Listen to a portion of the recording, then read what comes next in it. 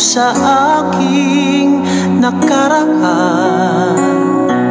Siya'y lumiwanag sa puso kong madilim.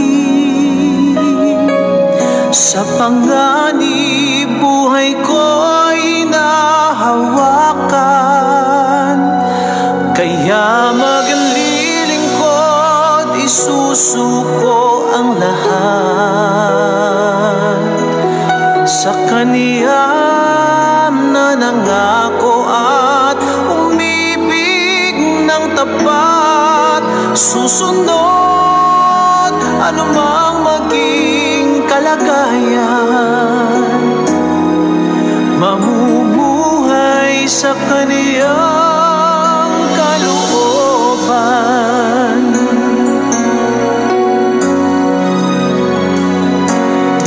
Sa Kanya lamang nahanap ang kasapatan. Sa piling niya'y puno ng ligaya. Kapag kausap, damdamin ko'y kumagaan. Ako'y panatag, buhay ko'y Kanyang niyakap. Kaya maglilingkod, isusuko ang lahat sa Kaniya na nangako at umibig ng tapat. Susunod anumang maging kalagayan, mamumuhay sa Kaniyang kalooban. Kaya maglilingkod, isusuko ang lahat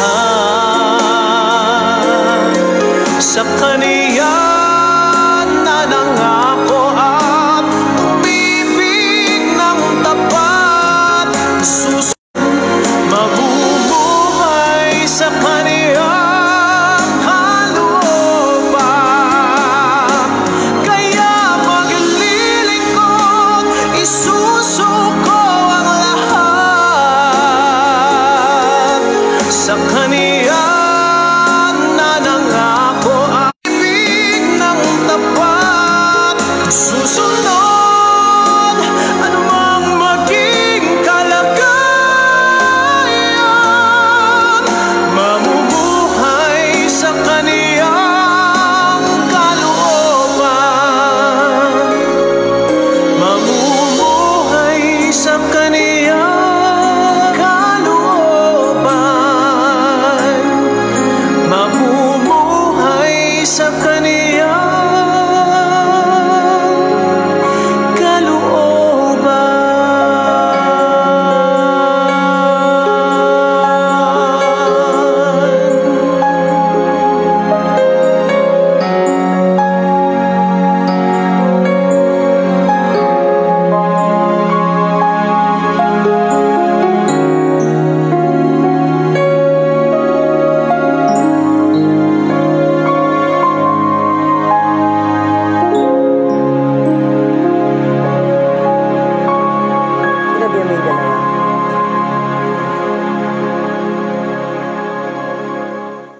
Magandang gabi po sa inyong lahat. Kumusta na po kayo? Pasensya na po kayo, medyo merong pong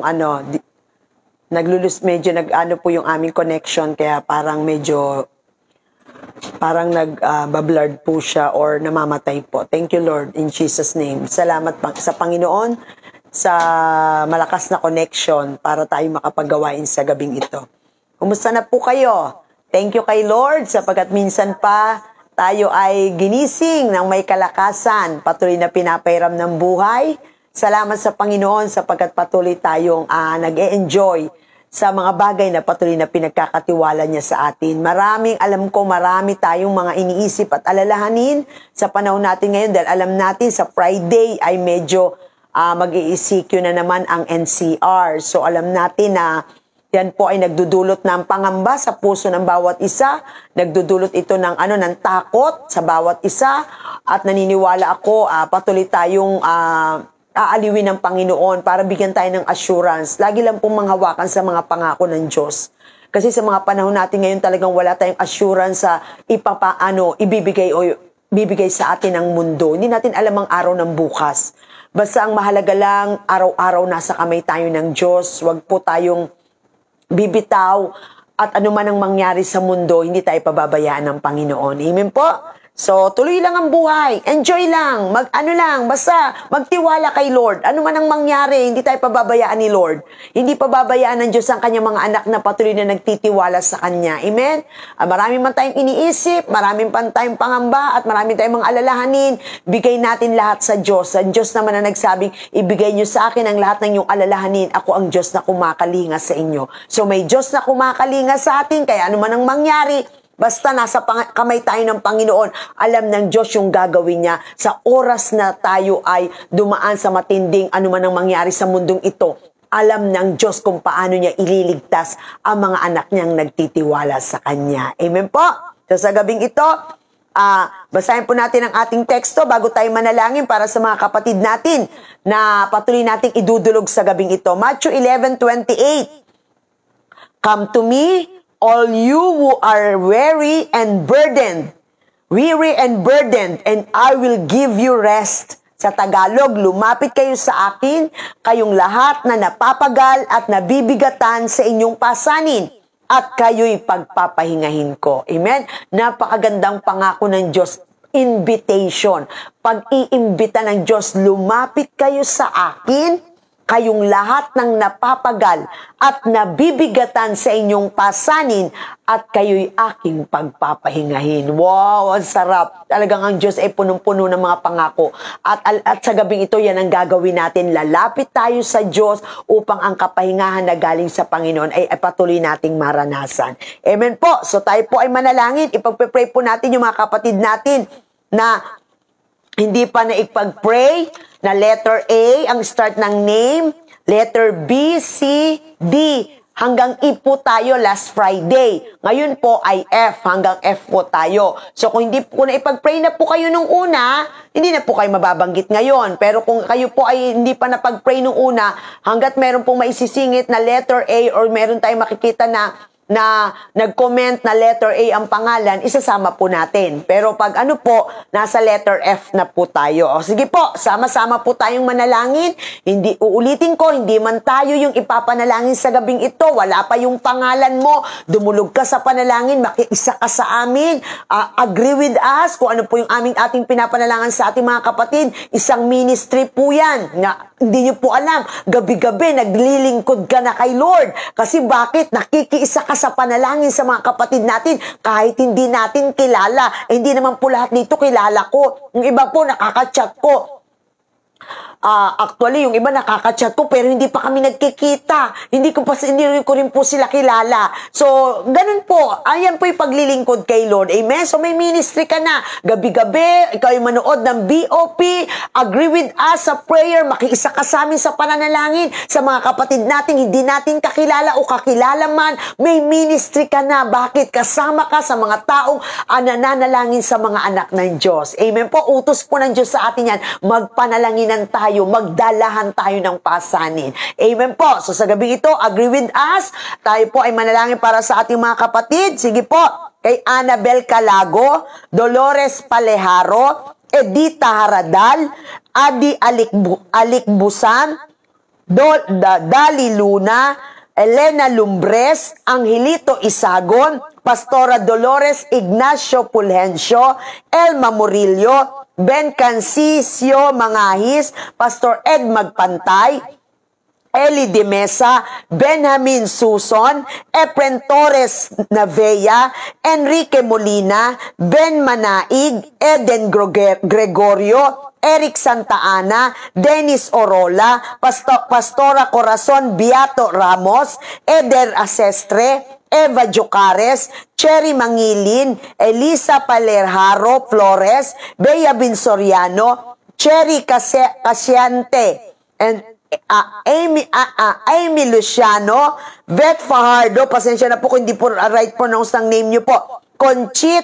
Rico Otor, Ana Lindelo, Dan Hakabam, Connie Remblon Valenzuela, Archer Baldado, Dalia Aplacador, Danilo Gabriel, Edgardo Domingo, Chams Celine Auditor, Jana Areño, Dali Olivar, Fernando Damaso, and Florsefida Galang. Tayong lahat ay manalangin para sa ating mga kapatid. Panginoon, tinataas po namin sa iyo mga kapatid namin, binanggit po namin ang kanilang mga panalangin. Lahat ng kapatid namin na nagsisimula ang pangalan sa letter A, letter B, letter C, D, E, F, Panginoon. Yung mga nabanggit noon hanggang nabanggit ngayong gabi, Lord, tinataas po namin sila sa iyo, Panginoon. Lord, dinudulog namin sa iyo mga kapatid namin ito na alam naming may pasanin, may dalahin, may prayer request, may pangangailangan, Father God. Una sa lahat, dinadalangin po namin yung kanilang relasyon sa iyo, Panginoon. Dalangin namin, lalo silang lumalim sa pagkakilala sa iyo. Lalo mo silang uhawin sa mga salita mo. Lalo kanilang kasabikan at makilala ng lubusan. Patuloy, Panginoon, na maging mainit, Panginoon, ang relasyon nila sa iyo, Panginoon Panagat, at dinadalangin din po namin ang kaligtasan ng buo nilang sambahayan. Sa oras na ito, Lord, ang pangako mo, kung kami mananampalataya sa iyo, kami maliligtas 10 ng aming buong sambahayan. Kaya patuloy kong dinideklara sa bawat isa, 10 ng kanilang pamilya, ang kaligtasan ng kanilang mga asawa, ang kaligtasan ng kanilang mga anak, ang malalim na relasyon, ang pagkakilala sa iyo ng lubusan, Panagat. Maraming salamat po. Tinatas ko rin po ang lahat ng kanilang pangangailangan, Panginoon. Maaaring mga babayaran, pagkain sa araw-araw, panggasto sa araw-araw, mga payables, monthly payables, Panginoon, pang-upa ng bahay, pang-hulugan, maaaring meron silang mga hulugan, Panginoon, at mga iba pang bayarin, Father God, na hindi man mabanggit ng labi ng lingkod mo. Ang dalangin ko, patuloy mo itong katagpuin. Salamat, ikaw ang aming great provider, Panginoon. Kung ang ibon sa parang hindi nagpapagal, pinakakain mo. Mas mahalaga kami sa ibon, ipoprovide mo ang lahat ng pangangailangan ng aming mga kapatid sa pangalan ni Jesus. Patuloy ko din pong dinudulog yung mga kapatid namin o kamag-anak nila, mahal nila sa buhay, na nasa banig ng karamdaman o may nararamdaman o nagme-maintenance, Panginoon, o nasa hospital o paragad nasa bahay pero merong sakit at karamdaman. Lord, sa oras na ito, iunat mo po ang kamay mo sa buhay ng mga kapatid kong na pinanalangin namin from A to letter F, Panginoon. Lord, iunat mong yung kamay. Ang kagalingan ay patuloy namin dinideklara at inuutusan namin ang spirit of infirmity, sickness, and diseases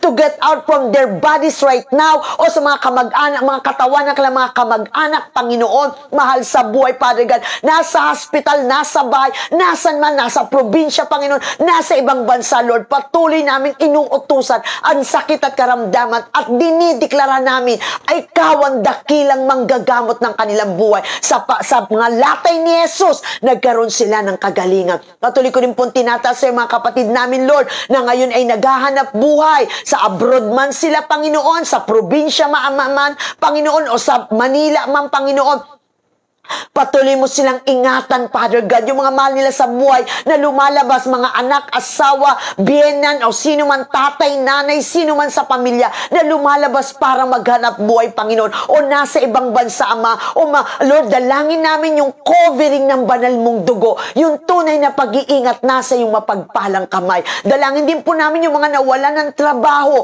Lord, humihingi kami ng favor, Lord, sa gabing ito, na magbukas ka ng mga pintuan, Panginoon, upang, Father God, magkaroon ng trabaho. Mga kapatid namin na sa pandemic ay naapektuhan ng trabaho, naapektuhan ng mga business nila, Lord. Salamat, ikaw ang Diyos na kumakatagpo ng lahat ng aming pangangailangan. Tinatas ko rin po sa iyo, Father God, sa oras na ito, yung mga kapatid namin na mayroong mga sirang relasyon, Lord God, mamagitan ka sa relasyon ng mag-ama, mag-ina, mag-asawa, Panginoon, magbiyenan, magmanugang, magkaibigan, magkamanggagawa, magkapastor, Father God. Lahat ng relasyon limitasyon nila, Panginoon, sa mga taong nakapaligid sa kanila. Kung may sira man o sa pamilya nila, Lord, mamagitan ka, Panginoon. Bigyan mo ng pusong mapagpatawad ang bawat isa. Bigyan mo ng pusong marunong tumanggap ng pagpapatawad at marunong umamin sa pagkukulang at pagkakamali. Lord, hindi namin kayang mabuhay sa mundong ito kung wala ka. Kalingain mo po ang aking mga kapatid. May limitasyon ang labi ko para banggitin ang kalang kahilingan. Pero sa gabing ito, ibinibigay ko sa iyo ang lahat ng laman ng puso nila. Ikaw nag-utos sa amin, ibigay niyo sa akin ang inyong mga alalahanin. Ako ang Diyos na kumakalinga sa inyo. Kaya marami pong salamat sa katugunan ng panalangin ng aking mga kapatid.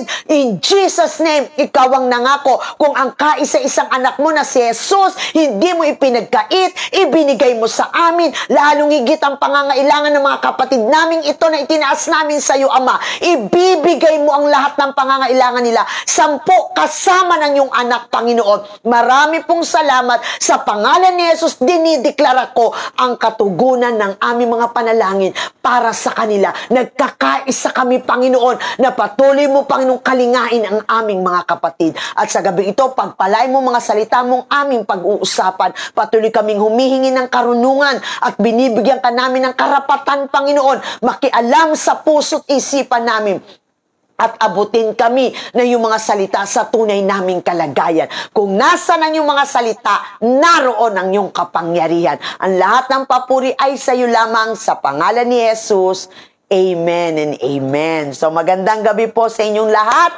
Thank you kay Lord. So patuloy niyong ideklara na tunay nga na ang Diyos na tinatawagan natin ay tumutugon ng panalangin. Ang panalangin, wag po nating aalisin sa puso natin. Kailangan po natin yan, lalo na sa panahon ngayon. Kasi wala tayong pwedeng sandalan kundi ang Diyos. Kaya yung panalangin, wag tayong magsasawa. Kaya nga sabi ni Lord, pray without ceasing. Inutos din niya, manalangin kayo ng walang patid. So kung nanalangin na kayo kaninang umaga, walang problema. Hanggang gabi, bagong matulog, na BOP, nanalangin tayo sama-sama. Malaki din po kasi ang nagagawa ng panalangin ng sama-sama. Nagkakaisa tayo. Nananalangin ako, nag-a-agree kayo, nag-e-amen kayo, nagdi-declare rin kayo ng kaligtasan. Gawin po natin yan para sa ating mga kapatid. Dahil isang araw, ikaw naman ang ipapanalangin namin. Magpanalanginan po tayo, magdalahan tayo ng pasanin.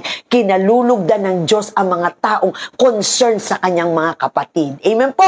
May ministry na po tayo. May ministry na po kayo. Yung kami nangangaral, pero kayo po may ministry na. Mag-agree lang kayo sa mga kapatid nating pinapanalangin natin. Yan po'y paglilingkod sa Panginoon. Amen. So sa gabing ito, ating pong pag-aralan ng salita ng Diyos. Ang sabi po ng Biblia, lumapit kayo sa akin, o invitation to. So kung hindi ka lalapit kay Lord, hindi ka makakaranas ng kakapahingahan na hinahanap mo. So may gagawin tayo. May gagawin ka. Iniimbitahan ka ng Diyos. Lumapit kayo sa akin, kayong lahat na napapagal at nabibigatan sa inyong pasanin, at kayo'y pagpapahingahin ko. Amen. So, tunay nga po. Ano po yun? Weary and burden. Kumbaga yung ano ka, kumbaga yung napapagal at nabibigatan. Minsan naman kasi talaga, kung titingnan mo, kung hindi ka talaga, kung magpo-focus ka talaga, kung wala lang talaga ang Diyos, minsan nakakabigat talaga, di ba? Hindi natin maalis yung minsan. Minsan napapagod ka na. Natural po yan, kasi tao tayo, hindi tayo Diyos. Pero yun po ang realidad, minsan nakakapagod. Magdala ng pasanin, nakakapagod minsan. Diba, minsan nga, wala kang problema, nagkakaproblema ka dahil sa mga taong nakapaligid sa'yo. Wala kang problema, pero minsan may mga biglaang sitwasyon o mga pangyayari sa paligid mo na hindi mo kontrolado, na nagkakaroon ka ngayon ng pasanin at kabigatan, at minsan pagod ka na, lalo na pagsabay-sabay. Talagang minsan hindi mo na alam yung gagawin mo. Kaya yan ang imbitasyon ng Diyos. Lumapit ka sa akin. Napapagal ka, nabibigatan ka, bibigyan kita ng kapahingahan. So napakaganda pong imbitasyon ng Panginoon para po sa bawat isa. Okay, pag-aralan natin. A reference to the heavy loads the Pharisees placed on men's shoulders by insisting on a legalistic interpretation of the law. Ito po, kaya po ito nasabi ng Panginoong Yesus, kung titingnan po natin yung pinaka-teksto nito, ito po ay yung mga pasanin na ibinibigay ng mga Pariseyo o ng mga teachers of the law, na yung maling interpretation, legalistic interpretation of the law. Yun po, yung maling interpretation nila ng batas, nilalagay nila, pinapapasan nila sa balikat ng tao. Kaya ang tao pagal na pagal, bigat na bigat. Kaya nung si Jesus dumating, inimbitahan niya yung mga taong nabibigatan at napapagal sa mga ipinapapasa ng mga taong nakapaligid sa kanila. Usually, ang mga teachers of the law at ang mga pariseyo. Kaya po yun ang sabi ng Panginoong Yesus. Sabi nga sa Matthew 23, basahin natin 1 to 4. Bilang sample po ng Panginoon, Matthew 23, 1 to 4, sabi niya, pagkatapos ay sinabi ni Jesus sa mga tao at sa kanyang mga alagad, ang mga iskriba at ang mga pariseyo ang kinikilalang tagapagpaliwanag ng kautusan ni Moises. Kasi nung panahon ni Jesus, yung iskriba at pariseyo, sila yung nagpipreach, nangangaral, nagpapaliwanag patungkol dun sa batas na ibinigay ng Diyos kay Moises.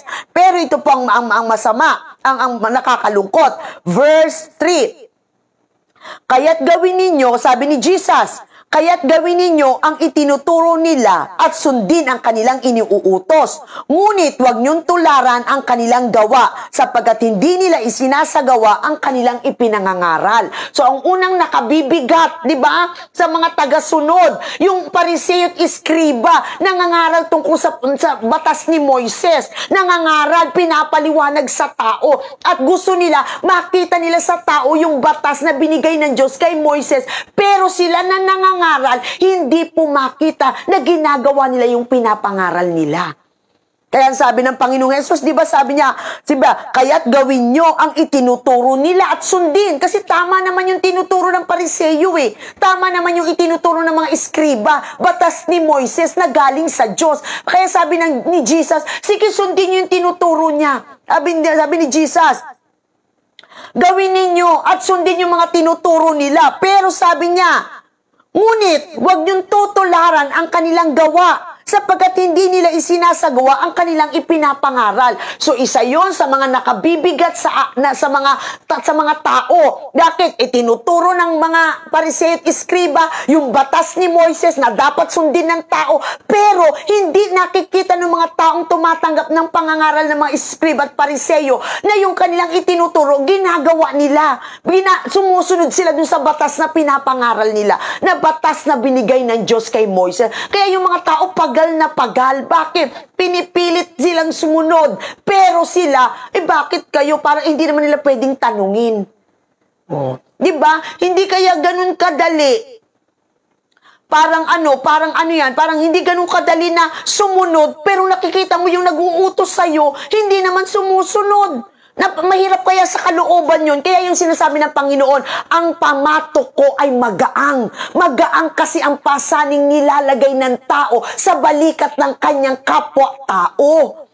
Hindi ganun kadali, mabigat sa kalooban. Na sundin mo ang inuutos ng pariseyo, sundin mo ang inuutos ng iskriba, na alam naman na tama kasi batas ni Moises, binigay ng Diyos kay Moises, pero mabigat sa kalooban ng mga Israelita, ng mga kababayan ni Jesus, napakabigat sa kalooban nila, na sumunod, pero ang nakikita nila, yung kanilang leader na iskriba at pariseyo, hindi nila nakikitang yung ipinapangaral ay ginagawa. Wala naman silang kakayanang i-question. Wala naman silang kakayanan. Kundi kayo sabi ng Panginoon, sige, sundin nyo. Diba linaw ng sabi ni Jesus? Kaya't gawin nyo ang itinuturo nila at sundin ang kanilang iniuutos. Kasi tama naman tinuturo, tama ang inuutos. Ngunit, huwag nyong tularan ang kanilang gawa sapagkat hindi nila isinasagawa ang kanilang ipinangangaral. Verse 4, nagbibigkis sila ng mabibigat na dalahin at ipinapapasan sa mga tao. Ngunit ni daliri ay ayaw nilang igalaw upang tumulong sa pagdadala ng mga yun. Diba binigyan sila ni Jesus ng sabar? Sabi doon, tingnan mo, nagbibigkis sila ng mga mabibigat na dalahin. Kung baka parang sa literal, magbabalot ng mga raming dadalahin, ng sako-sako, sample lang po, para praise, magdadala ng mga sako, parang ganun, madadala ng mga sako-sako, ng mga kahon-kahon, male-maleta na dalahin. Ang gagawin, ipapapasan dun sa mga taong kasama nila. Pero sila na sila ang may-ari ng mga dalahin, ni daliri ayaw mabigatan. Nag-gets nyo ibig sabihin ng Panginoon. Yan isa sa mga pasanin na nabibigatan ang tao. Bakit? Lahat ng dadalhin, lahat ng ng mga gamit nagbibigkis sila ng mga dalahin, nagtatali ng mga kahon, nagtatali ng mga sako, nagtatali ng kung ano-ano, pero pag babiyahin na, papabuhat sa mga follower nila, lahat ng dala nila. Pero sila ni daliri ayaw nabibigatan, ni daliri ayaw igalaw para tumulong magbuhat, ni daliri ayaw nahihirapan. So doon pinapakita na ano sabi ng Panginoon, di ba? Mabigat ang pasaning nilalagay nila sa balikat ng mga taong ito. Kaya sabi ng Panginoong Hesus sa kanila, lumapit kayo sa akin. Kayo na napapagalat na bibigit ang luba sa mga pasaning nilalagay ng tao, ng leader, ng magulang mo, ng mga taong nakapaligid sa'yo, na kung makikita natin, yung sinasabi nila, hindi naman nila ginagawa. Mabigat kaya yun. Kaya nga lagi natin sinasabi, di ba, hindi sila kumbaga parang hindi sila natututo sa sinasabi mo, natututo sila sa ginagawa mo. Mahirap kasi mag-encourage, magsakripisyo sa Panginoon sa paglilingkod kung ikaw hindi nila nakikita nagsasakripisyo. Magpakasipag kayo sa gawain ng Panginoon, pero nakikita kanila hindi ka masipag. Parang ang hirap, di ba? Parang magulang. Sino ba yung nagsabi sa akin? Hindi ko matandaan. Parang meron nagsabi sa akin na parang ang hirap sundin ng magulang na sasabihin, anak ha, wag mong gagayahin yung ginagawa ko. Wag, pag nagbinata ka, wag kang magbibisyo. Pero yung tatay niya habang kinakausap siya. Di ba? Anak ha, wag kang magsusugal paglaki mo ha. Ganun. Pero nakikita niya, sino ba ang tutularan? Meron nga tayong pattern. Doon tayo nahuhubog sa nakikita. Mas malaki ang learning sa visual kesa sa naririnig. Kaya nga tinan mo, lumabas yung television, lumabas yung computer, di ba? Ang mga bata maraming natututunan. Kasi bakit? Kasi naririnig na, nakikita pa. Malaki po ang porsyento nun na matututo ka. Kaya nga sabi ng Diyos, huwag kang magnasang maging tagapangaral. Bakit? Hahanapan ka ng higit. Bakit? Kasi ang kapangyarihan ng pinapangaral mo, kung yung sinasabi mo, ginagawa mo. Naintindihan po natin. Kaya yung pasaning inilalagay ng mga tao sa balikat ng mga kalahi ni Jesus, ng mga Pariseo at Iskriba. Kaya sinabihan na sila ng Panginoong Hesus, lumapit kayo sa akin. Magaang ang pamatok ko. Ba't magaang ang pamatok niya? Kasi nung nagsabi si Jesus na mahalin nyo ang inyong kapwa gaya ng inyong sarili. Pinakita ni Jesus na sinakripisyo niya ang sarili niya. Pinakita niya yung tunay na pagmamahal. Bakit? Namatay siya sa krus ng Kalbaryo. Kaya malakas ang loob niya sabihin sa mga tao, mahalin nyo ang inyong kapwa gaya ng inyong sarili. Di ba? Meron bang 10 kayong tupa, naliligaw ang isa, iwan nyo ang 99, hanapin ang isang naliligaw. Ganyan kasi ang ginawa ni Jesus. Iniwan niya ang kalangitan para iligtas tayo, para ipadama sa ating mahal niya tayo. Kaya malakas ang loob ni Jesus na hali kayo, lumapit kayo sa akin, hindi kayo mabibigatan sa pamatok na ilalagay ng Diyos sa inyo. Magaang ang aking pamatok. Bakit? Dahil kung ano yung sinasabi ko sa inyo, makikita nyo sa akin. Di ba sabi niya, sumusunod lang ako sa Ama kung ano inutos niya. Kaya sinabi niya sa mga alagad, sumunod kayo, mapalad ang sumusunod, masigit na mapalad ang sumusunod. Bakit sabi ng Bible, hanggang sa krus ng Kalbaryo, sumunod si Jesus. Kaya nung sinasabi niya sa mga alagad, sumunod kayo sa akin. Sundin nyo ang pinasasabi ng Ama. Gawin nyo ang salita ng Diyos. Bakit? Hindi mabigat sa tao. Bakit? Kasi si Jesus naging example nung ipinapangaral niya. Nagets po natin. Kaya yun po. Kaya doon natin makikita, sabi po doon, di ba? Sabi po doon, yoke from God, my yoke is easy. Hindi mabigat sa loob ng isang tao ang sumunod sa Diyos, sa pinangaral ni Kristo. Bakit hindi mabigat? Dahil si Kristo ang example natin. Ba't kasi sinasabi ang magtiis?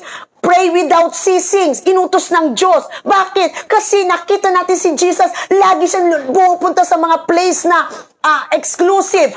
Lumalayo siya pansamantala para manalangin sa kanyang Ama. Nananalangin siya sa kanyang Ama. Si Jesus na siya. Kaya sabi niya sa Panginoon, huwag kayong magsasawang manalangin. Oh. Madaling sumunod. Bakit? Kasi nakita natin ginagawa niya. Diba sabi niya, sabi nung babautismuhan siya ni John the Baptist. Diba? Sabi ni John the Baptist, Panginoon, hindi ko kayo dapat bautismuhan. Parang hindi dapat kasi kayo ang master, ang teacher namin. Ako magbabautismo. Ano sabi ni Jesus? Kailangan nating sumunod. Bakit? Bagamat siya'y walang kasalanan, nagpabautismo din siya. Oh. So, ibig sabihin natin talaga na si Jesus, sabi nga ni Pablo, imitate me as I imitate Christ. Kasi madaling sumunod kapag nakikita mo yung Jesus na nag-ututo sa'yo o yung taong nagturo sa'yo, nag-encourage sa'yo, nangaral sa'yo, nakikita mo sa buhay niya yung ipinapangaral niya. Pero mabigat sumunod. Kaya sabi ni Lord, mabigat ang pasanin ang binibigay ng Pariseo at Iskriba. Bakit? Mabigat sumunod ang mga Israelita, mga lahi ni Jesus. Bakit? Nangangaral sila ng batas ni Moises. Nangangaral sila na alam nilang totoo, alam nilang tama, pero hindi nila makita. Kaya parang nagko-question sila sa mind nila. Kaya nga si Jesus naging good example natin sa pagsunod, sa pagsasakripisyo, sa pagbibigay, sa paglilingkod kay Lord. Diba? Example natin siya sa tiisin. Naintindihan po natin. So, yun po yung makita. Find rest for your souls. Kaluluwa, sabi doon. My burden is light. Magaang ang aking pasanin, sabi ng Panginoon. Bakit? Kasi alam ng Diyos yung kakayan natin. Pangalawa pa, bakit magaang ang pasanin ng Diyos? Ang pamatok niya? Kasi alam ng Diyos ang limitasyon natin.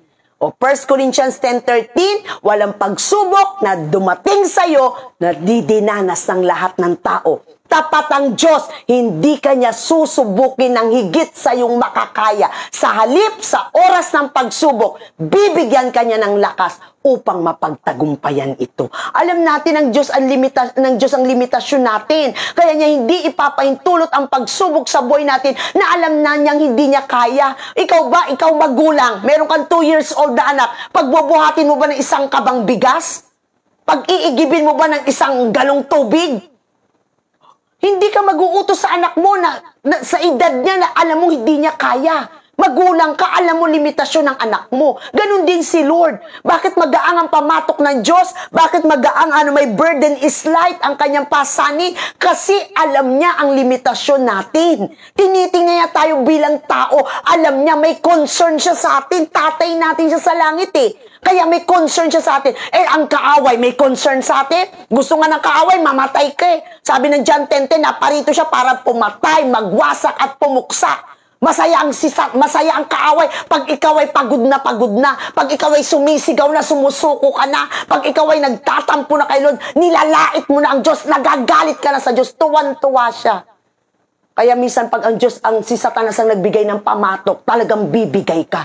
Kasi gusto ni Satanas, mawasak ka, masira ka. Pero sabi ng Biblia, my burden is light.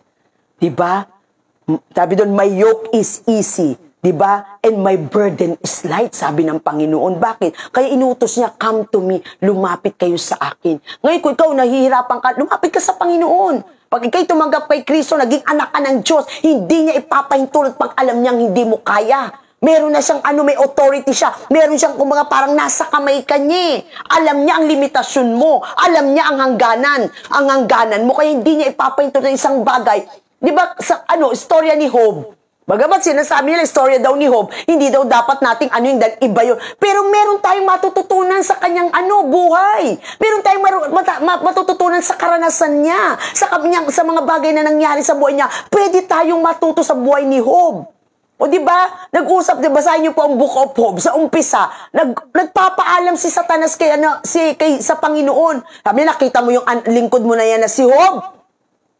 Sabi ng Panginoon, oo. Tapat yan. Tapat na naglilingkod sa akin. Ano sabi ni Satanas? Kaya lang naman naglilingkod sa iyo kasi pinagpapala mo. Subukan mong tanggalin lahat ng pagpapala. Ewan ko lang kung laitin ka niyan. O ano sabi ng Diyos sa kanila? Sige, binibigyan kita ng karapatan, paraphrase na lang. Binibigyan kita ng karapatan galawin ang kanyang pagpapala, ang pangangailangan, ang kanyang mga kayamanan. Pero hindi mo pwedeng galawin ang kanyang buhay.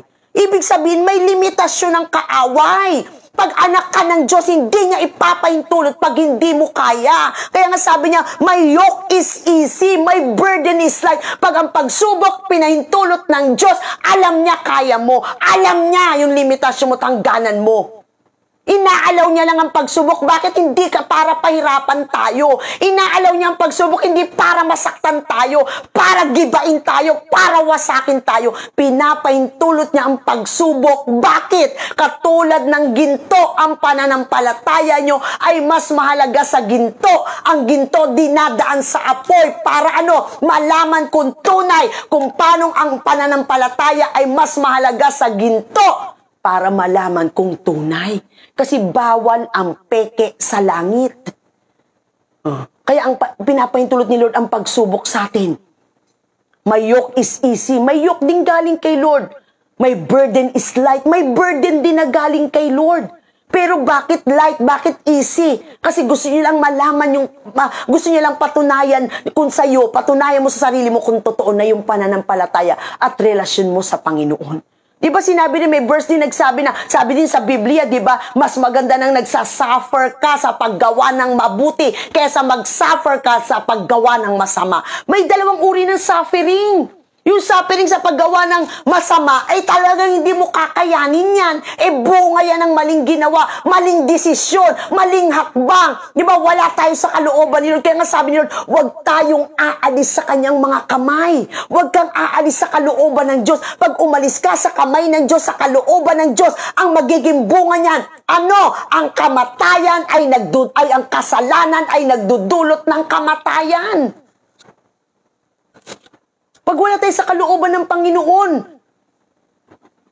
paano niya kukontrolin ang lahat ng bagay sa buhay natin? Kaya nga sabi ng Biblia, hanggat maaari, huwag kang hahakbang nang hindi ka humingi ng karunungan sa Diyos. Dahil pag personal mo lang desisyon yan, mali ang motibo mo, ikaw lang ang may gusto niyan, ang dulo niyan, ikapapahamak mo. Bakit hindi mag-uutos ang Diyos sa atin ng ikasasama natin? Kaya lang karaniwan ng ayaw natin, gusto ng Diyos. Karaniwan ng gusto natin, yun ang hindi kalooban ng Diyos. Kaya sabi ng Diyos, mas mapalad. Obedience is better than sacrifice. Ang pagsunod ay mas mahalaga sa Diyos kesa ang paglilingkod. Ang paghahandog, Amen. So, sabi noon, 1 Peter 1:3, sapagkat ang tunay na umiibig sa Diyos ay yung tumutupad ng kanyang mga utos at hindi naman mahirap sundin ang kanyang mga utos. Hindi naman mahirap sundin ang utos ng Diyos. Sabi niya, ang tunay na umiibig sa Diyos yung sumusunod sa kanyang mga utos at hindi naman mahirap sundin ang utos ng Diyos. Bakit? Hindi niya tayo ipapahintot ang isang bagay sa atin nang hindi natin kaya. May yoke is easy. My burden is light. Lumapit ka sa akin, napapagal ka na. Sa mundo, napapagal ka na sa mga pinagdadaanan mo, napapagal ka na, pagod ka na ba? Lumapit ka sa akin. Bibigyan kita ng kapahingahan. Anong gusto sabihin ng Panginoon sa kanya? Gawin mo siyang Diyos at tagapagligtas. Tanggapin mo si Kristo para maging anak ka niya. At pag naging anak ka ng Diyos, makikialam siya sa buhay mo. Dahil tayo mga magulang, wala tayong karapatang pakialaman ang buhay ng anak ng kapitbahay. Tayo mga magulang, wala tayong karapatang pakialaman ang buhay ng mga anak ng mga taong nakapaligid sa atin. Ang pwede lang nating pakialaman at pwede lang nating kontrolin yung buhay ng mga anak natin. So kung anak tayo ng Diyos, hindi nga ipapahintulot pag alam niyang hindi natin kaya. Kaya my yoke is easy, my burden is light. Tuloy natin. And sabi po doon, ano po? 2 main reasons people cannot find rest in God. Bakit kaya, Pastora, na kay Lord na ako, tumanggap na ako kay Kristo, anak na ako ng Diyos, pero bakit parang hindi ko maranasan yung kapahingahan? Diba? So, 2 main reasons people cannot find rest in God. Yung dalawang reason na ito, both are related to hidden lies or unbeliefs about who think God is. Kung ano pagkakilala mo sa Diyos, yun ang paraan mo ng pagsamba, paglilingkod, at pakikipagrelasyon mo sa Kanya. Kaya nga dapat makilala mo ang Diyos ng lubusan. Kasi kung ano yung pagkakilala mo sa Kanya, naaapektuhan yung pakikipag-communicate mo o paano mo siya tinatrato or ano yung communication nyo o relasyon nyo ng Diyos. Una, a religion based on fear, service, and performance rather than on God's love and grace. Yun daw pa na religion, yung paniniwala daw o relihiyon na nakabase sa takot. Burden yan. Kaya di ba lumaki tayo, lagi sinasabi sa atin, magpakabait ka para pumunta ka sa langit. Di ba lagi naririnig natin? Ilang beses ko narinig yan nung bata ako. Di ba narinig natin yan? Huwag kang bad. Magpakabait ka. Be good para pumunta ka sa langit. Hindi po. Fear na ang tao kailangan mapasunod para takutin. Kaya ang tao dahil takot, susunod pero mabigat. Lahat sumunod lang dahil natakot. Tinakot Hindi ganun ang religion. Si Lord ayaw niya ng ganung religion. Kaya nga sabi ni Jesus, hindi ko relihiyon ang inaalok ko sa inyo. Relasyon. Dahil pag relasyon, meron ka relasyon sa Diyos, walang magkarelasyon na nagsasakitan. Pag tao meron, pero pag si Lord, sasaktan ka ni Lord. Hindi. Pahihirapan ka ni Lord. Hindi. May burden is light. May yoke is easy. Pero ba't minsan pag hindi mo kaya, wala ka sa kalooban ng Diyos Pero parang minsan sumusuko ka na, evaluate yourself. Baka yung ginagawa mo hindi kalooban ng Diyos, hindi gusto ng Diyos. Baka naman yung ginagawa mo kasalanan sa harapan ng Diyos. Sabi ng Biblia, ang kasalanan magbubunga ng kamatayan. Naintindihan po natin. Evaluate. Kaya nga sabi ko sa inyo, gabi-gabi pag nakikinig tayo ng Bed of Promises, evaluate mo yung sarili mo. Bakit ako ganito? Bakit ganito? Evaluate mo. Then after mo mag-evaluate, di ba, examine the fruit. Pinag-aralan natin yan. Examine the fruit. Tingnan mo yung bunga. Ba't ganito bunga? Relasyon ko sa anak ko. Ba't ganito ang bunga? Relasyon namin mag-asawa. Ba't ganito ang bunga? Examine the fruit. Then evaluate yourself. Hindi masamang mag-evaluate ang sarili para makita natin. Ito yung based on fear. Diba? Napakahirap kaya ka sumusunod dahil takot ka lang. Mas masarap yung sumusunod ka dahil out of love.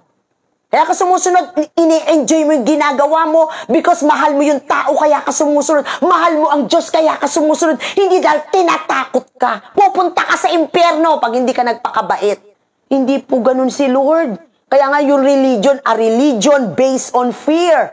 Pasanin ng tao yan. Si Lord hindi siya ganun. Ang takot, alam beses nga 365 times sinabi sa Bible, do not fear.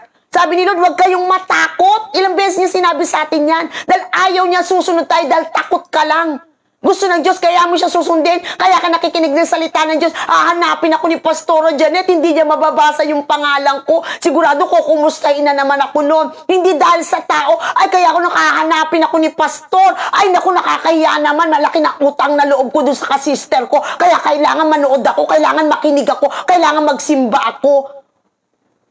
Isa lang ang dahilan. Bakit tayo lumalapit kay Lord? Alisin niyo ibang dahilan. Isa lang gusto ng Lord. Love and grace. Dahil mahal mo ang Diyos. Pangalawa, dahil ang Diyos punong-puno ng biyaya. Pinapahiram tayo ng buhay. Pinasisikat ang araw. Pinauulan sa tamang panahon. Iniingatan tayo. Tinutugon panalangin natin kahit hindi tayo karapat-dapat. Nananatiling tapat kahit hindi tayo tapat. Biyaya. Kaya ka sumusunod sa Diyos.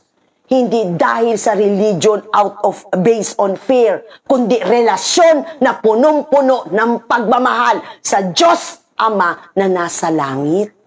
Yun ang gusto ng Diyos.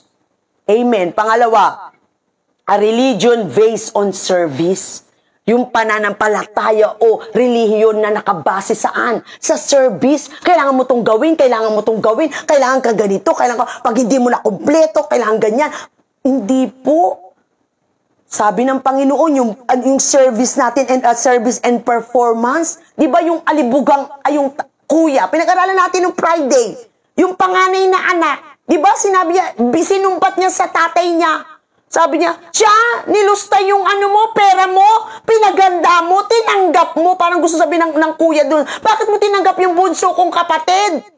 Tinustay niyan hindi naman sumunod sa'yo yan ba't tinanggap mo? Ako nga, kahit kailan di ako sumuway sa'yo. Lagi ako nandito sa tabi mo. Sinusunod ko lahat ng gusto mo. Ano yun? Yun yung relasyon na based on performance and service na kaya ka lang tanggap ni Lord kasi galing prayerful ka. Kaya ka lang tanggap ni Lord kasi kaya ka lang mahal ni Lord tsaka tinatanggap ni Lord kasi lagi kang nakatutok sa live streaming. Nagbabasa ka ng Biblia. Nananalangin ka. Kapatid, hindi po, not based on service and performance. Based saan? Love and grace ni Lord. Kaya ka nanonood, kaya mahal mo salita ng Diyos, kaya ka nananalangin, kaya ka nagbibigay, kaya ka tumutulong, kaya ka naglilingkod kay Lord. Bunga ng pagmamahal mo sa Diyos at bunga ng biyaya ng Diyos sa iyo na hindi natin deserve, pero patuloy niya tayong pinagpapala. So yung gagawin nating service kay Lord at performance, hindi para tanggapin niya tayo, tinanggap niya na tayo kahit makasalanan pa tayo. Sabi nga ng Diyos, tatapon ka ng lahat. Itatapon ka ng lahat pero tatanggapin ka ng Diyos. Kaya ayaw ni Lord yung relasyon na based on service and performance, na kaya ka lang mahal ni Lord kasi ganito ka, nanalangin ka. Mahal ako ni Lord, may favor ako kasi tumulong ako, nagbigay ako. Hindi po yan masama, pero lagi nating tatandaan, yung relasyon mo muna kay Lord, tanggap ka niya kahit sino ka, mahal ka niya kahit ano ka pa, at kahit itapon ka ng mundo, tatanggapin ka ng Diyos. Anak ka ng Diyos may relasyon siya sa'yo. Ngayon, bakit ka mananalangin? Bakit ka magmamahal ng salita niya? Bakit ka maglilingkod? Bakit ka tutulong? Bakit ka magbibigay? Bunga yun ng sobrang pagmamahal mo sa Diyos. Bunga yun ng biyayang tinatanggap natin. We don't deserve anything from God, pero patuloy siyang nagbibigay. Nagtitiwala. Amen. So gusto ng Diyos yun is secure mo yung sarili mong tanggap ka ng Diyos kahit sino ka. Secure mo yung sarili mong mahal ka ng Diyos kahit ano pang mangyari. Ngayon, kung secure ka sa pagmamahal ng Diyos at pagtanggap ng Diyos sa'yo, ngayon, gagawa ka ngayon. Bakit? Para, in return, appreciation. Dahil minahal ako ng Diyos kahit makasalanan ako, tinanggap niya ako kahit ako'y kinamumuhian ng tao, ako ay namatay si Kristo sa krus ng Kalbaryo para wag akong mapuntang impyerno, para ako'y makarating sa langit. Bunga nun, dahil sa ginawang mabuti ng Diyos na yun sa akin, gagantihan ko. Ano yun? Out of love, naramdaman mo yung pagmamahal ng Diyos, kaya yung ginagawa mo, bunga rin ang pagmamahal mo sa Kanya. Naintindihan po natin. Galit ka, pastora, hindi po. Mahalin nyo na po kung ganito kasi gusto kong insist. Kaya nga sabi ng John 3:16, gayon na lang ang pag-ibig ng Diyos sa sanlibutan. Ibinigay niya. Bakit siya nagbigay ng isa-isang anak? Pag-ibig, gayon na lang ang pag-ibig ng Diyos sa sanlibutan. Ibinigay niya ang kanyang kaisa-isang anak. Ano ang nagtulak sa Diyos para ibigay si Jesus? Pag-ibig. Bakit tayo iniligtas sa impyerno? Pag-ibig. Bakit tayo pinatawad sa lahat ng ating mga kasalanan? Gayon na lang ang pag-ibig ng Diyos sa sanlibutan. Pag-ibig pa din. So lahat ng ginagawa ng Diyos sa atin, pinatawad tayo, tinanggap tayo, namatay si Kristo, sinakripisyo niya anak niya. Gayon na lang ang pag-ibig ng Diyos sa sanlibutan. Pag-ibig, kapatid. Gusto ng Diyos lahat ng ginagawa mo, hindi para sabihin mo, mas mahal ako ni Lord, ikumpara mo yung sarili mo sa iba. Kasi Lord hindi nagtatangi. Tao lang ang nagtatangi. Secure ka na tinanggap ka ni Lord, mahal ka ni Lord kahit sino ka. Pero bakit ka gagawa ng mabuti? Bakit ka maglilingkod kay Lord? Bakit? Unang-una may relasyon ka sa Kanya. Pangalawa, dahil mahal mo ang Diyos. Pangatlo, dahil sa biyayang nararanasan mo. Hindi natin deserve lahat ng bagay. Pero pinaranas ng Diyos sa atin. So yon, a relation or religion based on fear. Wala, di ba? Kaya ka lang sumusunod dahil takot. Service and performance para magustuhan ako. Ganun ang ginawa ng panganay na anak dun sa alibugha. Di ba? Naglingkod, di ba? Sinumpat niya sa tatay niya. Hindi nyo man lang para matanggap siya ng tatay niya. Hindi po. Rather than on God's love and grace. O gusto ng Lord lahat ng bagay na ginagawa mo dahil mahal mo ang Diyos. At dahil tumatanggap ka ng biyaya ng Diyos. Amen. God is presented as a harsh master. Very serious and never laughing or having fun. We feel we must measure up to certain standards in order to be loved, accepted, and blessed. Kasi yan ang pinakita ng mundo sa atin, na para tayo matanggap, para daw tayo ay accepted, mahalin, at mapagpalain, kailangan yung standard ng Diyos, ng tao. Di ba ganun ng tao? Pag hindi ka nakapasa sa standard niya, hindi ka niya mamahalin, hindi ka niya tatanggapin, hindi ka niya pagpapalain. Ayaw niya sa'yo eh. Pero si Lord hindi siya tao. Kaya lagi sinasabi ni Lord, ako ang Diyos, hindi ako tulad ng tao. Hindi mo kailangan, walang standard ng Diyos. Sabi ng Biblia, minahal na tayo ng Diyos nung tayo'y makasalanan pa. Ang pagmamahal ng Diyos walang dahilan. Tao lang ang may standard. Kaya nga mas mahirap i-please ang tao. Mahirap magpatawad ang tao. Ang tao hindi nakakalimot. Ang tao, mapanghusga. Ang tao mapagkondena. Si Lord hindi gano'n. Kaya sabi niya, hindi ako ay Diyos, hindi ako tulad ng tao. Kaya gusto ng Diyos, lahat ng gagawin natin because out of love and grace, dahil sa pag-ibig at biyaya ng Diyos, kaya ka gumagawa ng mabuti. Hindi para tanggapin ni Lord. Kahit, sabi nga, si Kristo namatay na sa atin, makasalanan pa lang tayo. Mahal ka na ng Diyos. Sabi ni Lord, nasa sinapupunan pa lang, kapalang pinili na kita. Ilan taon ako nakakilala kay Lord? 20 years old, 1994 ako naging pastor 1990, 20 years old. Yung buhay ko mula nung less than 20, 19 pababa. Di ba sabi siya, rebelde ako sa father ko, pero mahal ako Diyos, mahal na ako ni Lord noon. Kasi iningatan niya ako Kasi pinreserve niya ako Nireserve niya ako. Pinreserve niya yung buhay ko para isang araw pala, tatawagin niya ako at gagamitin niya ako. Naintindihan natin? So wala pa tayo sa Panginoon, iniingatan na tayo ng Diyos. At sa takdang panahon, tinawag niya tayo. Kasi siya ang pumili sa atin. Okay, tuloy natin. Many of us were raised in a religion where there was tender, loving Jesus. But the Father was angry and Jesus is protecting us from Him, mediating for us. Diba? Na si Jesus lang ang mapagmahal kasi si Jesus ang namatay sa krus. Pero yung tatay sa langit, ang Father God, laging galit. Hindi po. Kasi kung di tayo mahal ng Diyos Ama, hindi niya ibibigay si Jesus. Gayon na lang ang pag-ibig ng Diyos sa sanlibutan. Ibinigay niya ang kanyang kaisa-isang anak. Amen. Where did we get this from? From a form of religion that controls with fear and intimidation. Bakit ganun ang pananaw natin sa Diyos nung hindi pa tayo nakakakilala kay Lord at hindi pa tayo nagbabasa ng Biblia? Lumaki kasi tayo sa relihiyon o pananampalatayang kailangan gawin mo ito, bibigay ang prayer. Gawin mo ito para ma-bless ka. Gawin mo ito, laging maraming rituals, maraming dapat gawin. Lumaki tayo sa ganung pananampalataya na dapat maraming sundin. Tingnan mo, sorry po pag Pasko, di ba, merong simbang gabi. Kailangan mabuo mo yung siyam ba yun? Hindi ko alam kung siyam ba yun Sabi kung 9 na simbang gabi, kailangan ko mabuo. Bakit? Para matugon yung prayer ko. Naririnig ko po yun sa mga kaibigan ko Naririnig ko po yun, lumalaki din po ako na kailangan buuin mo yung simbang gabi para tugunin ka ng panalangin mo. Hindi! Sabi ng Panginoon, manampalataya ka, ibibigay ko sa'yo. Sabi ni Jesus, sabi ng Diyos, hingin mo, anumang bagay na hingin mo sa pangalan ni Jesus, ibibigay ko para maparangalan ng Ama sa pamamagitan ng anak. Yun lang ang mga patakaran niya, manampalataya ka. Na tinanggap mo na, matatanggap mo nga. Sabi ng Biblia, manatili ka sa Diyos at ang salita ng Diyos manatili sa'yo. Hingin mo, maibigan mo, ibibigay ko sa'yo. Wala namang sinabi si Lord na kailangan may kumpletuhin ka. Wala namang sinabi si Lord. Sabi nga ng Biblia, kasing butil lang ng mustasa ang pananampalataya mo, mapapalipat mo ang bundok. Pananampalataya lang ang kailangan ni Lord. Hindi tayo yung puro performance, Hindi po ganun sila, pahihirapan ka muna bago ibigay ang prayer, ang answered prayer mo. Hindi. Pag nakita niya yung mga babaeng pinili si Pastor Jack nung Sunday, di ba yung babae, na hindi naman siya Hudyo, hintil.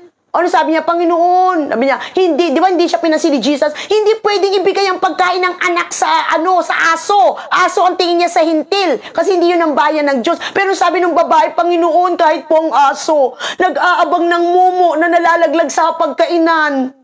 Ano sabi ni Jesus? Napakalaki ng yung pananampalataya. Sabi niya, bibigay ko. Di ba, pinagaling niya yung anak nung babae.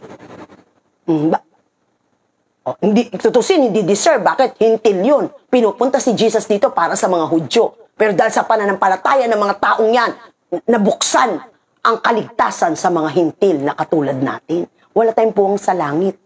So, hindi si Lord, faith! Yung pananampalataya mo, tutuginin ako ng Diyos. Hindi kailangan matapusin mo ito. Kailangan bilangin mo ito. Kailangan 10 simbahan. Kailangan 10 araw. Hindi po ganun si Lord. Sabi nga ni Lord, pag ang puso mo, laging nakalulugod kay Lord, hindi ka pa nananalangin, hindi ka pa nagsasalita, kita ko puso mo, tinugon na kita. Tingnan mo, wala ka pang ginagawa, tinugon ka na ni Lord. Bakit? Yung puso mo ang tinitingnan ng Diyos. Hindi performance, hindi service, hindi fear, out of fear. Naintindihan po natin. Okay, so sa gabing ito, we have the wrong idea that the Father has degrees of His love and that we must earn it step by step. Tao lang ang may standard pag nagmahal. Pero ang Diyos, wala siyang standard. Pag nagmahal ang Diyos, mahal niya, sabi ni Lord, napunta ako dito hindi para sa matuwid, para sa makasalanan. Walang standard ang Diyos. Manampalataya ka lang sa Kanya. Amen po. So bukas po natin ituloy kasi medyo mahaba po para unti-unti at least naliliwanagan po tayo. Amen? Tayo natin yung mukha, tayo po'y manalangin. Panginoon, marami pong salamat sa gabing ito. Tunay nga, pinaunawa mo sa amin, Father God. Lumapit kayong lahat na napapagalat na bibigat ang lupa. Bibigyan ko kayo ng bibigyan ko kayo ng kapahingahan. My yoke is easy and my burden is light. Kaya kapatid, sa oras na ito, iniimbitahan ka ng Diyos. Baka masyado kang maano sa mga performance, baka masyado kang nakapokus sa performance mo, sa service mo kay Lord, yung out of fear, kaya mo ito gagawin na natatakot ka, na mawalan, natatakot kang hindi pagpalain, hindi po ganun. Gusto ng Diyos, masecure ka muna na mahal ka ng Diyos. Gusto ng Diyos, masecure ka muna na tanggap ka niya kahit sino ka. Gusto ng Diyos, masecure ka muna na matay si Kristo para sa'yo at para sa akin. At kapag secure ka na sa pagmamahal ng Diyos, at tanggap mo na sa puso mong mahal ka ng Diyos, sino ka man, ano ka man, ngayon gagawa ka out of love. Kaya ka maglilingkod dahil mahal mo ang Diyos. Kaya ka gagawa dahil mahal mo ang Diyos. Kaya ka gagawa ng mabuti, kaya ka maglilingkod, kaya ka magsisimba, kaya ka mananalangin, kaya mo susundin ang mga salita ng Diyos. Bakit? Punong-puno ng biyaya ang Diyos. Marami tayong nararanasan hindi natin deserve. Kung dapat nun, lahat kung bibilangin ni Lord ang kasalanan natin, kung tutusin, pwede na tayong kunin, itigok ni Lord eh. Pero patuloy tayong binibigyan ng pag-asa. At sa gabing ito, Lord, ayusin mo po ang puso namin. Gusto mo relasyon, hindi relihiyon. Hindi relihiyon, Panginoon, na punong-puno ng takot, di ba? Sabi mo, Panginoon, hindi po yung relihiyon na nagtuturo sa aming matakot sa iyo, Father God. Hindi po yung relihiyon, Father God, na nagtuturo sa amin, Father God, ng mga ritual na bagay na dapat gawin, Panginoon. Dahil alam namin, mahal mo kami. Kahit wala kaming gawin, may gawin kami, mahal mo kami, Panginoon. Hindi religion, a religion based on fear, service, and performance. Ayaw mo niyan, Lord. Ayaw mo ng relasyon na nakabase sa takot. Kaya kami magbibigay, takot kami, Panginoon, na kami, Panginoon, ay maparusahan. Kaya kami gagawa ng mabuti dahil takot kami. Kaya kami susunod dahil takot kami. Ayaw mo, Panginoon, ng relasyon na dahil takot, kaya gumagawa ng mabuti. Lord, ayaw mo din ng relasyon o relihiyon, Panginoon, parang na base sa performance and service, na kaya mo kami tatanggapin kasi mapanalanginin kami, na kaya mo kami minamahal at tinatanggap kasi masipag kami, kasi gumagawa kami, kasi nagkikinig kami ng salita mo, kasi nalulugod, marami kaming ginagawang nakalulugod sa iyo. No! Gusto mo relasyon, anak mo kami, tatay ka namin, at dahil mahal namin ang tatay bilang tatay namin sa langit, gagawa kami kasi mahal ka namin, Lord. Kaya kami nakikinig ng salita mo kasi mahal ka namin. Kaya kami nagbibigay kasi mahal ka namin. Kaya kami naglilingkod kasi mahal ka namin. Kaya kami gumagawa ng mabuti dahil mahal ka namin, Lord. Pero tanggap mo na kami kahit hindi kami gumawa ng mabuti. Tanggap mo kami, Panginoon, para nung kami makasalanan pa, namatay na si Kristo para sa amin. Mahal mo na kami, Panginoon. Pero gusto mo lahat ng gagawin namin dahil sa pagmamahal namin sa iyo at dahil sa biyayang tinatanggap namin mula sa iyo, Lord. Sabi mo, Lord, kahit hindi kami tapat, mananatili ang katapatan mo. Sabi mo, Lord, pinagsisikat mo ang araw sa mabuti at masama. Pinapaulan mo, Panginoon, sa mabuti at masama. Ganyan ka magmahal, Panginoon. sa kaniya. Kaya Lord, inaayos mo yung motibo namin. Kasi gusto mo yung relasyon namin sa iyo maging malalim. Gusto mo yung relasyon namin sa iyo, Lord God. Gusto mo maranasan ka namin. Pero pag mali ang motibo ng puso namin sa pagkakilala namin sa iyo, Lord God, naaapektuhan kung paano ka namin tinatrato, Panginoon. Kaya Lord, salamat po. Inaayos mo po yung puso namin. Bigyan mo kami yung pag-ibig ang dahilan bakit kami gumagawa. Yung pag-ibig namin sa iyo, Lord. Kaya namin ginagawa ang lahat ng bagay. At yung biyaya mo, Lord, napakadakila ng biyaya mo, Panginoon. Araw-araw patuloy kaming pinapahiram ng buhay, iniingatan, sinasamahan, tinutugon, Panginoon. Napakatindi ng biyaya mo, Lord. Namatay si Kristo sa krus ng Kalbaryo. Biyaya yan, Lord. Pupunta kami sa langit dahil ang anak mo namatay para sa amin. Grace, biyaya yun, Panginoon. Sino kami para mamatay ang isang anak ng Diyos? Si Jesus para sa amin. Sino kami para, Panginoon, para bigyan mo ng halaga? Sino kami, Lord? Mabubuhay ka kahit walang tao. Mabubuhay ang Diyos kahit walang tao. Mananatili siyang Diyos kahit walang tao. Pero ang tao walang kabuluhan kung wala ang Diyos. Lord, hindi ka maaapektuhan kahit mawala kami. Pero pinakita mo sa amin kasi mahal mo kami, Panginoon. Kaya gusto mo yung pagganti namin sa iyo, yung relasyon namin sa iyo, not out of fear. Hindi dahil sa takot, hindi dahil sa service, hindi dahil sa performance, kundi dahil mahal ka namin.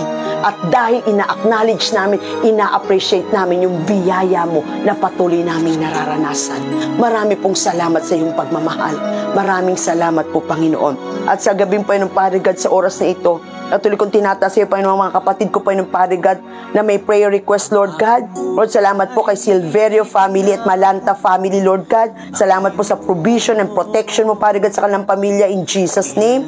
Lord, salamat po, Panginoon, Padre God, sa prayer request ng aming kapatid. Lord, salamat, Panginoon, Padre God, sa kay Maclean at kay Kuya Jerry, Kau, Lord God, yung favor mo, yung business ng hipag ko, Lord God, patuloy mong pagpalain, Lord. Marami pong customer kang ibigay, Padre God, at yung provision mo sa kanilang pamilya, Lord God, patuloy mo pang palain, Panginoon, kanilang mga pangangailangan, at patuloy ka, Panginoon, Padre God, na sumama sa pamilya nila, Padre God. Salamat, Panginoon, yung mga personal na panalangin ni Maclean, Lord. Alam ko, nakikita mo ang kanyang puso. Salamat po sa katugunan. Lord, salamat sa prayer request ng aming kapatid na, Panginoon, Padre God, na si Jean Bell Hernandez, Lord. Lord, salamat po, Panginoon, pinapanalangin ko sa iyo, Panginoon, si Jean Bell Hernandez. Salamat po sa protection mo sa kanya, sa kanyang work, sa tuwing siya ilalabas at uuwi ng tahanan, ingatan mo siya, Panginoon, Padre God. Cover her with your precious blood, yung favor mo, Panginoon, Padre God, sa kanya. At salamat, Panginoon, Padre God, ikaw ang magbabalik ng mga pagpapala, Panginoon, na patuloy niya, Panginoon, Padre God, pinagkakalob sa iyong ubasan. Ikaw po ang magpala sa kanya, Padre God. Ganun po kay Sir Nilfa Hernandez, yung mother niya, Lord God, ang kanyang family, Padre God. Salamat, may ginagawa ka sa kanilang pamilya. Salamat sa provision mo, Father God, in Jesus' name. Lord, ganun po ang Tarek Al-Ahmed, o si Tarek Al-Ahmed, Panginoon, owner ng trading and contracting company sa Jeddah, Panginoon. Lord, tinidalangin namin sa iyo, hipuin mo po ang kanyang puso. Isang taon niya na pong hindi binibigay ang sahod ng kanyang mga employees. In Jesus' name, Lord, dalangin ko ikaw ang humipo sa puso niya. Kalingain mo po ang mga kapatid naming OFW sa Jeddah na hindi pinapasahod, Panginoon. Sa pangalan ni Jesus, dinideklara ko, Ama, yung favor mo, pagkalinga mo sa aming mga kapatid. Hipuin mo po ang puso niya, Panginoon. Lord, si Maribel Toribio Balayog, Panginoon, patuloy ko pong tinataas sa iyo, Lord. Salamat sa wisdom at katatagan, Lord God. Patuloy kong dalangin, Lord God, yung wisdom sa bawat desisyon, ang pagkalinga mo sa kanya, katatagan, Panginoon, at patuloy mong pagsama upang mapagtagumpayan niya ano man po mga problema at pagsubok na kanyang pinagdadaanan. Marami pong salamat, Lord. Pati kaming humingi ng prayer healing para pa ng parigay kay Ave Sale na may lagnat at ubo, in Jesus' name. Dinideklara ko sa iyo, mga latte, nagkaroon siya ng kagalingan. Prayer healing pa ng Paragat kay Raquel tungkol, Panginoon, na may cancer, Lord. Inuutusan ko ang spirit of cancer in Jesus' name to get out from her body right now, in Jesus' name. At dinideklara ko sa iyong mga latay, nagkaroon siya ng kagalingan. Salamat po sa himala at kagalingan ay pagkakalubo, Panginoon, sa aming kapatid, Paragat. Lord, salamat din, Paragat, sa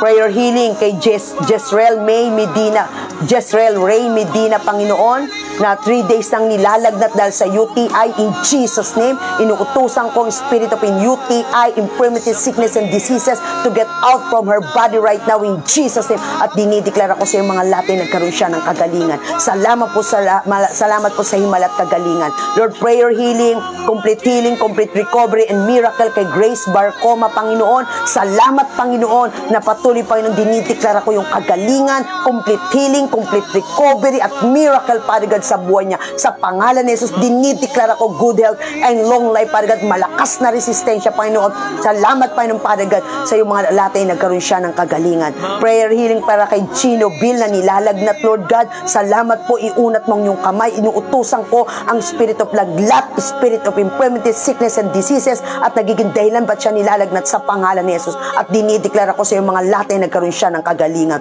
Prayer healing kay Ashley Colleen Osicos, Panginoon, na nahihirapang huminga because of anxiety, Lord God. Lord, bigyan mo ng kapanatagan ng puso't isip ng batang ito. Lord, spirit of anxiety, inuutusan kita to get out from her heart and mind in Jesus' name. At Lord, salamat po sa kapayapaan kaya mong ibigay na hindi kayang ibigay ng sanlibutan sa pangalan ni Jesus. Lord, prayer healing miracle kay Violeta Ramos, Panginoon, na may tumor sa cervix in Jesus' name. Patuloy kong dinideklara at inuutusan yung tumor na yan, tinutunaw ko sa pangalan ni Jesus at dinideklara ko, Panginoon, ang himala at kagalingan sa iyong mga latay nagkaroon siya ng kagalingan. Lord, prayer healing kay Lamarcus Atanasio, Panginoon, na may UTI, inuutusan ko spirit of UTI, infirmity, sickness, and diseases to get out from his body right now in Jesus' name. At dinideklara ko sa iyong mga latay nagkaroon siya ng kagalingan. Galing ko kay Mitos Caburaw Orlina, Lord, magte-take ng second dose vaccine bukas. Salamat po sa malusog na pangatawan at malakas na resistensya.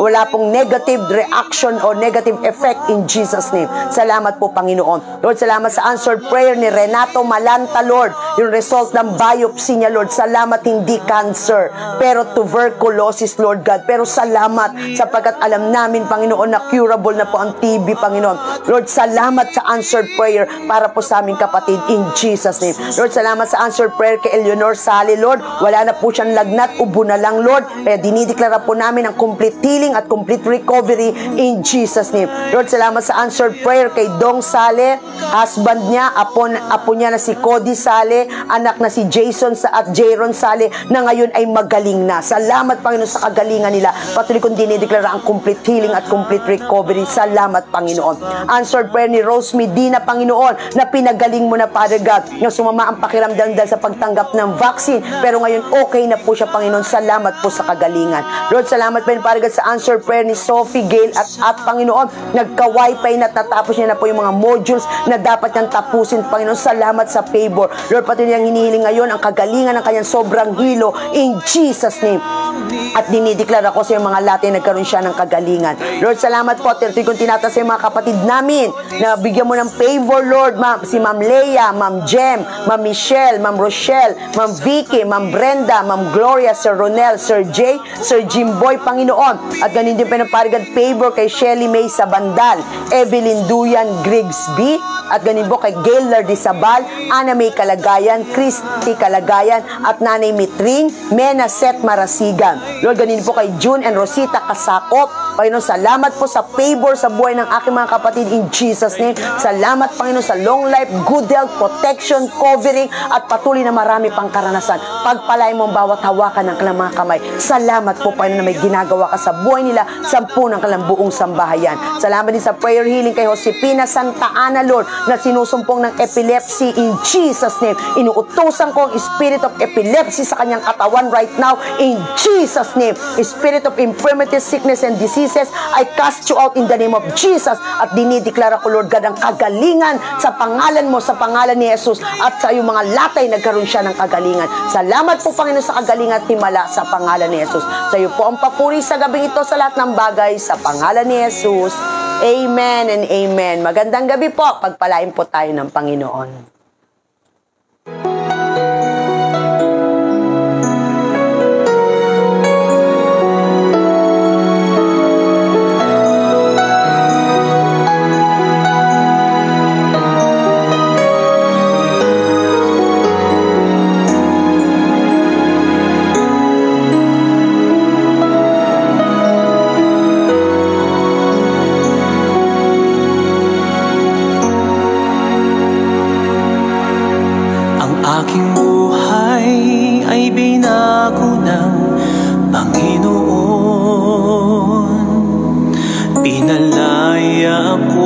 sa aking nakaraan.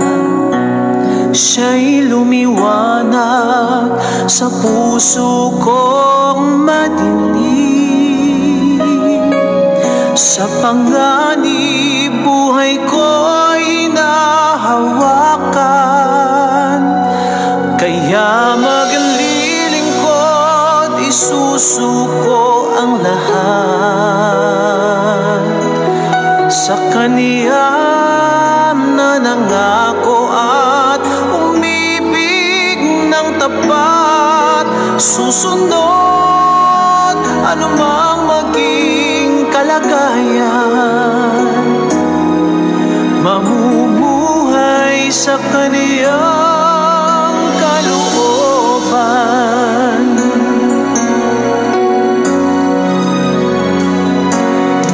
Sa Kanya lamang nahanap ang kasapatan, sa piling niya'y puno ng ligaya. Kapag kausap, damdamin ko'y kumagaan. Ako'y panatag, buhay ko'y Kanyang niyakap. Kaya maglilingkod, isusuko ang lahat sa Kaniya na nangako at umibig ng tapat. Susunod anumang maging kalagayan, mamumuhay sa Kaniyang kalooban. Kaya maglilingkod, isusuko ang lahat sa Kaniya na nangako at umibig ng tapat. Susunod anumang maging kalagayan, mamumuhay sa Kaniyang kalooban. Kaya maglilingkod, isusuko ang lahat sa Kaniya na nangako at umibig ng tapat.